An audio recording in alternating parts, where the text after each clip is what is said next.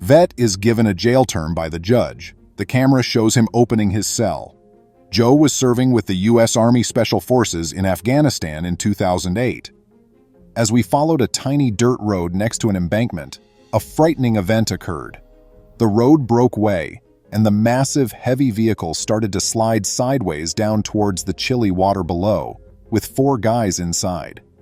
He was transported back in time to that same moment. He was startled out of his waking nightmare by a loud knocking at the gate. Joe raised his head to see Judge Lou. Welcome to USA Stories channel. Do not forget to subscribe and activate the bell button to receive all new updates. Now let's go to the story. The armored vehicle that Joe and the other 3 guys were strapped inside back in 2008 had doors so massive that a hydraulic mechanism was required to unlock them. Just as they were approaching a canal on a dirt track, the road abruptly vanished from under them. Everyone was gasping for oxygen as the vehicle toppled over and tumbled down the bank, tumbling into and under the sea. Joe recalls the water starting to rise and reach his head. "I'm having trouble getting my seatbelt off." He was pulled up so he could breathe by his pal jumping back, but now they were stuck. Joe claims that we were battling for these doors when the hydraulic system was knocked out. It is completely dark, making it impossible to see the water rising. You sense the waters rise.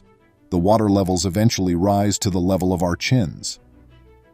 Then he hears something gurgling. Joe understood in a fog that the truck had broken up the load of gas bottles the automobile was transporting.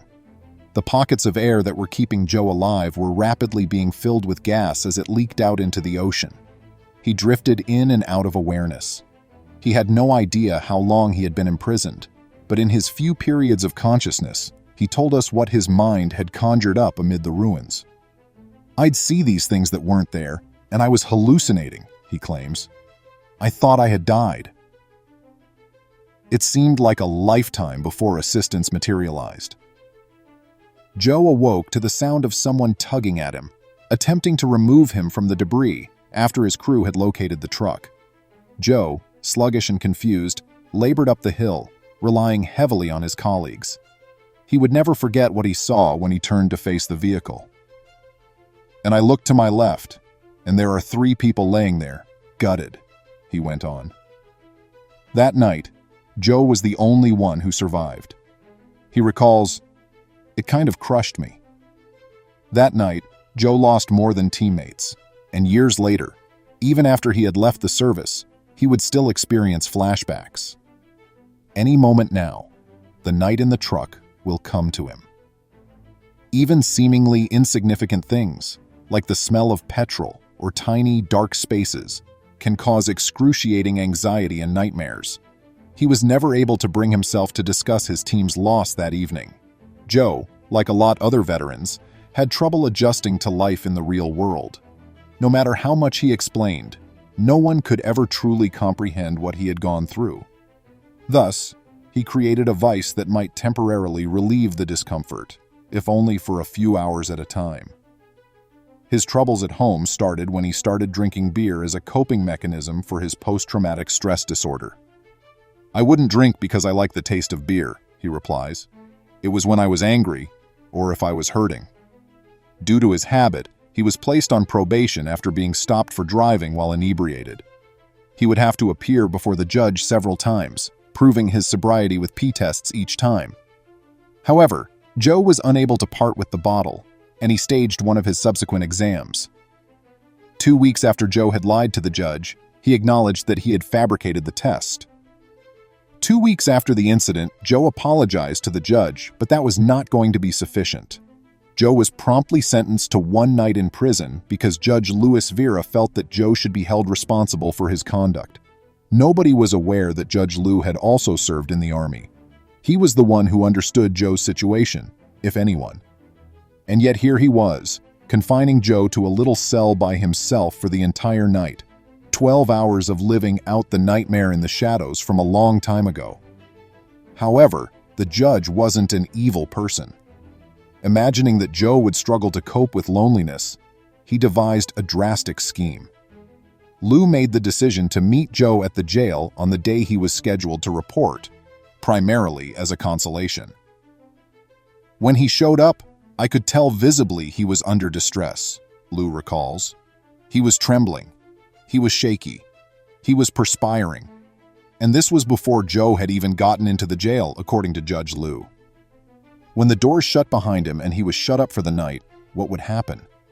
The walls became nearer until Joe could reach out and touch the walls on either side of him.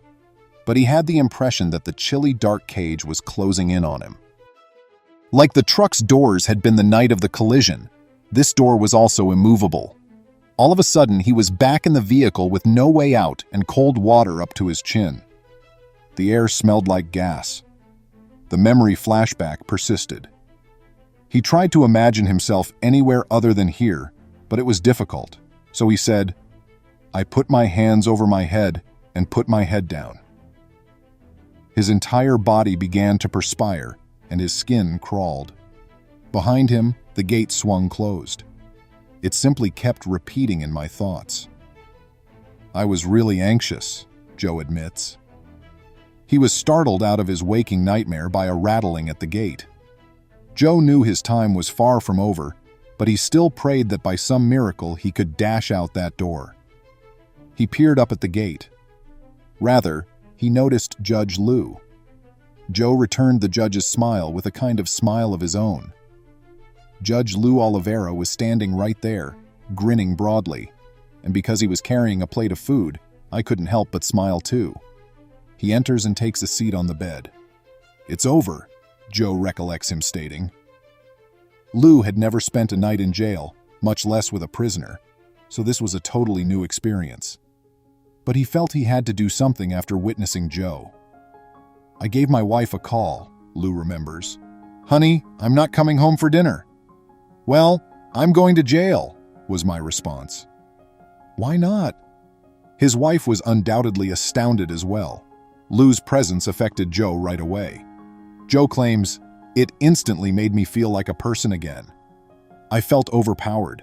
I didn't feel alone, and I truly wanted to weep." The judge and the veteran ate meatloaf and mashed potatoes together while seated side by side in the detention cell. They discussed about families, careers, TV shows, and combat. The judge placed his mat on the floor at midnight. "Judge, if you could, please sleep in the bunk." Joe responds, "Let me take the ground." Lou asserted, nevertheless, "I got it." They talked in the shadows. At last, Joe's breathing became labored, his body quieted, and he began to snore. "That's when I felt good," Lou explains, knowing that Joe would be well. Lou took Joe home the next morning and then made his way back to the courthouse. Joe remarks, "It felt like a clean slate when I walked out of the cell. I was conversing with a jailer. Have you ever seen that?" I ask. "No," he said. "Don't let him down," Joe urges. Trusting has always been one of the most difficult aspects of living with PTSD.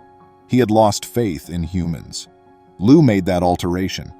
My entire perspective changed just by his presence. His entrance kind of knocked down the boundaries and gave me more confidence to trust others. Please remember to subscribe to our channel, give us a thumbs up, and turn on the notification bell so you won't miss any of our videos. If you enjoyed the tale, the next video that plays on your screen will probably move you too.